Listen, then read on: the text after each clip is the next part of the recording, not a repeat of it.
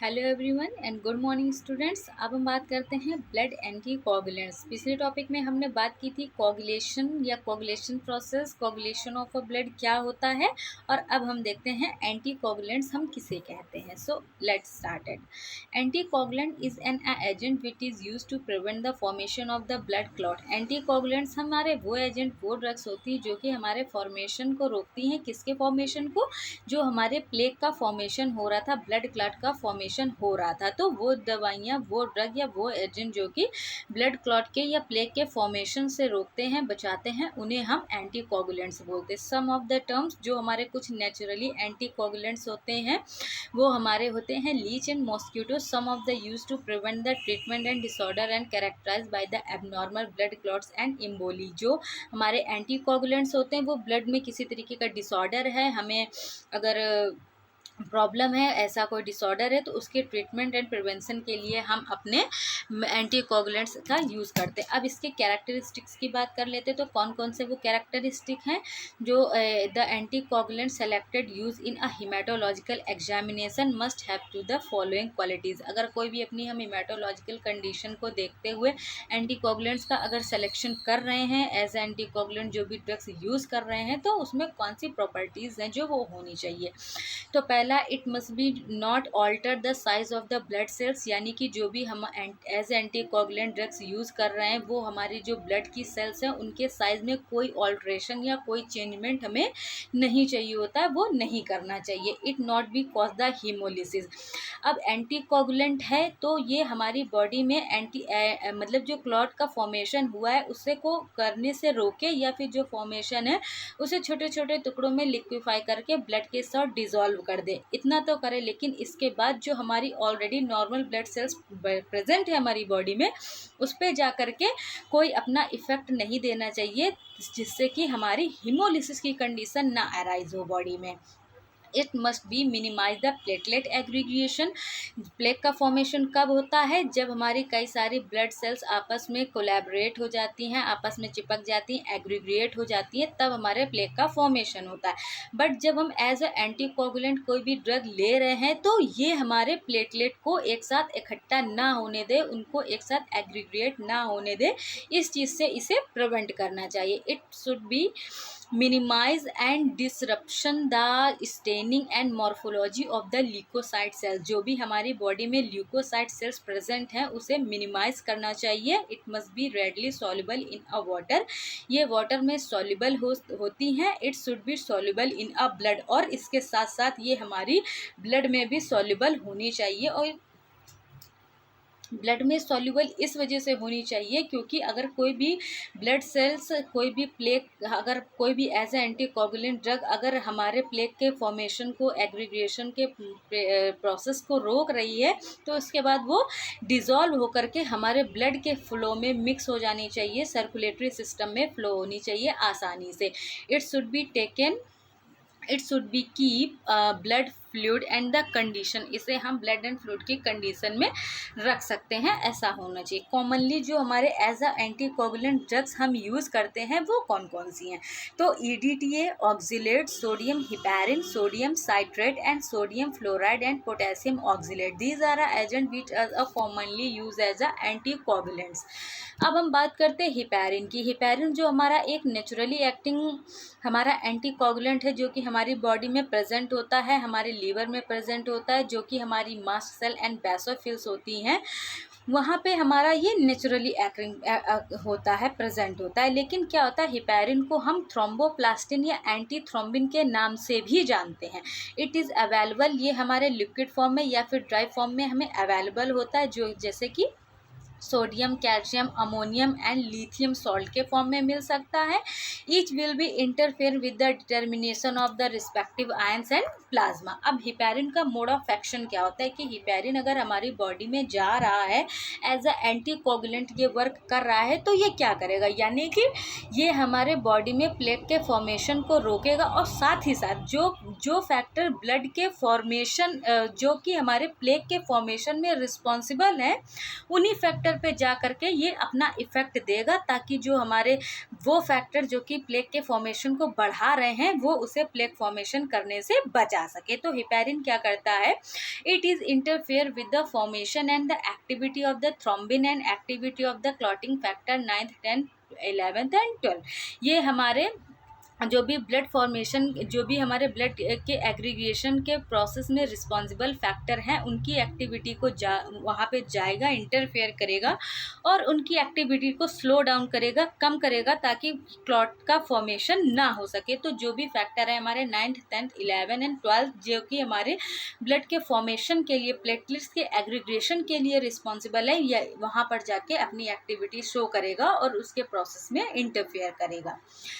Heparin के कुछ advantages भी हैं कि क्या क्या है। Heparin is the choice of the anticoagulants, blood pH and blood gas analysis, acid base balance. ये हमारी बॉडी में जो है इसका पीएच, एसिड बेस का बैलेंस जो है वो एक नॉर्मल है ब्लड के तरीके। It may B use for the special trace element studied in a cytology. जब हमने साइटोलॉजी में इसकी स्टडी की तो इसका एक हमें स्पेशल इफेक्ट देखने को मिला। And heparin does not alter the RBC volume, और आरबीसी के वॉल्यूम में भी ये कोई इफेक्ट नहीं डालता है, उसमें ऑल्टर नहीं करता। उसकी जो आरबीसी सेल्स हैं हमारी, उसमें किसी भी तरीके का कोई प्रॉब्लम क्रिएट नहीं करता है। तो it is the best anticoagulants, हम इसे यूज़ कर सकते हैं और ये इसका है एडवांटेज। अब इसके साथ साथ इसके कुछ डिसएडवांटेज भी हैं जो कि हमारे हिपैरिन के हैं, तो हम बात करते हैं डिसएडवांटेज हमारे हिपैरिन के क्या क्या है।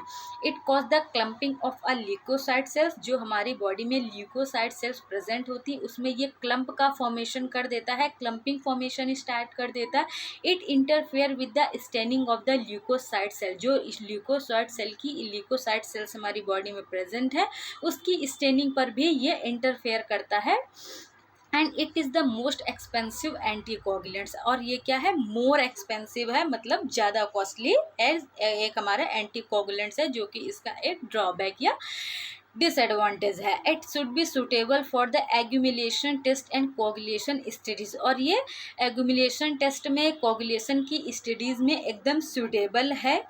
तो नॉट सूटेबल है, सॉरी, ये हमारी जो भी हमारे टेस्ट हो रहे हैं जो भी एक कोगुलेशन स्टडीज़ में इतना सूटेबल नहीं है, क्योंकि ये हमारा मोर एक्सपेंसिव है। It may B interfere with the automated biochemical analysis of a plasma, कि जो ये हमारा इंटरफेयर करता है किसमें, ऑटोमेटेड जो भी हम biochemical analysis of the plasma की करते हैं उसमें ये इंटरफेयर करता है। तो ये भी इसका एक डिसएडवांटेज है, जिससे कि हम देखते हैं। अब हमारा वॉरफेरिन क्या है। एक तो हमारा बहुत ही वाइटल रोल प्ले करता है एज अ एंटीकोगुलेंट। बहुत सारी ड्रग्स हैं जो कि हमने क्लासिफिकेशन में देखी जिन्हें हम एज अ एंटीकोगुलेंट्स यूज़ कर सकते हैं, जिसमें हमारा हिपैरिन फर्स्ट था। तो अब सेकंड है हमारा वॉरफेरिन। वॉरफेरिन के बारे में अब हम डिस्कस कर सकते हैं। Warfarin sold under the brand name Coumadin among the other. It is a medication that use for the blood thinner. जो वॉरफेरिन है वो हमारी कोमैडिन के नाम से आती है, इसका एक ब्रांड है। और ये मेडिसिन क्या है कि ये ब्लड थिनर के नाम से फेमस है, कि ब्लड थिनर मतलब ब्लड को थिन करने के लिए जो यूज़ की जाती है। It is commonly use to the treat the blood clot such as the deep vein thrombosis and pulmonary embolism, prevent the stroke people who have arterial fibrillation. अब जो हमारी वॉरफेरिन है ये ब्लड थिनर के नाम से जो है वो फेमस है, मतलब काम में आती है। और जो हमारी ये कॉमनली यूज़ की जाती है कब, जबकि वेंस में कोई डीप थ्रोम्बोसिस हो गई हो, या फिर जो हमारी पल्मोनरी में इम्बोलिज्म हो गया हो, मतलब कि जहाँ पे प्लेक का फॉर्मेशन हो गया है, वो चाहे पल्मोनरी में हो या फिर कोई ऐसी आर्टरी या वेन जहाँ पे प्लेक का फॉर्मेशन हो गया है और जिसकी वजह से हमें स्ट्रोक आ रहा है, स्ट्रोक हो रहा है। तो ये क्या करती है, वॉरफेरिन वहाँ पे जाके अपना इफ़ेक्ट देती है, एज अ एंटीकोगुलेंट यूज़ करती है। और जो हमें स्ट्रोक आ रहे थे, स्ट्रोक पड़ रहे थे, उससे ये जा कर के हमें प्रिवेंट कर देती है। मतलब कि जब हम अपनी वॉरफेरिन को यूज़ करते हैं तो जो हमें मायोकार्डियल स्ट्रोक आ रहे थे पीपल में, या फिर जहाँ पे फिब्रिलेशन हो रखा था, उससे ये प्रिवेंट कर देगी, रोक देगी। valvular heart disease or the artificial heart valves less commonly used in a following ST segment elevation the myocardial infection। ये हमारी जो आर्टिफिशियल हार्ट वैल्व्स होते हैं उसमें बहुत ही कम उपयोगी होती है। जो हमारे ST सेगमेंट्स होते हैं, एलिवेशन होता है मायोकार्डियल इन्फेक्शन का। एंड ऑर्थोपेडिक सर्जरी में it is a generally taken by mouth and also use by the injection into a when. Generally जो है हम वो वारफेरिन को एज अ टैबलेट फॉर्म में लेते हैं, मतलब कि जनरली हम इसे माउथ से ईजिली ले सकते हैं, सोलो कर सकते हैं। लेकिन कभी कभी जो अगर हम इसका यूज़ करते हैं तो इंजेक्शन के फॉर्म में भी यूज़ करते हैं, जो कि इंजेक्शन हमारा डायरेक्टली मतलब वेन में दिया जाता है उसे। अब वारफेरिन इतनी इफ़ेक्टिव होने के साथ साथ इसके कुछ साइड इफ़ेक्ट भी हैं। तो अब हम बात करते हैं कि वो कौन कौन से साइड इफ़ेक्ट हैं जो कि हमें वारफेरिन को यूज़ करने से देखने को मिल सकते हैं। जो वारफेरिन हमारी ड्रग है तो है severe bleeding including the heavier than normal menstrual bleeding. अब इसको यूज़ करने से या फिर ज़्यादा यूज़ कर लेने से अगर हमें कोई साइड इफ़ेक्ट देखने को मिलता है तो सीवियर ब्लीडिंग हो सकती है। हैवियर जो है वो मेंस्ट्रुअल लॉस के दौरान मतलब मेंस्ट्रुएशन के दौरान हमारा हैवी ब्लड लॉस हो सकता है। रेड और द ब्राउन यूरिन, यूरिनेशन का जो है यूरिनेशन प्रोसेस में हमारी यूरिन का जो कलर है वो चेंज हो सकता है, वो या तो रेड हो जाएगा या फिर ब्राउन हो जाएगा। ब्लैक और ब्लडी स्टूल्स, जो हमारा स्टूल है वो ब्लैक कलर का हो जाएगा या ब्लडी स्टूल्स हो जाएगा, क्योंकि ये हमारे ब्लड के फॉर्म ब्लड को थोड़ा सा कर देती है, बढ़ा देती है। तो हमें जो ब्लड है वो स्टूल के साथ आने लगता है, जिसके कारण ये ब्लैक या फिर हमारे स्टूल का कलर जो है वो रेड ब्लड कलर का हो सकता है। सीवियर हेडेक हो सकता है, सर में भारी दर्द and stomach pain, abdominal pain भी हो सकता है। Joint pain, discomfort of the swelling, discomfort हो सकता है, स्वेलिंग हो सकती है after end of the injury के बाद।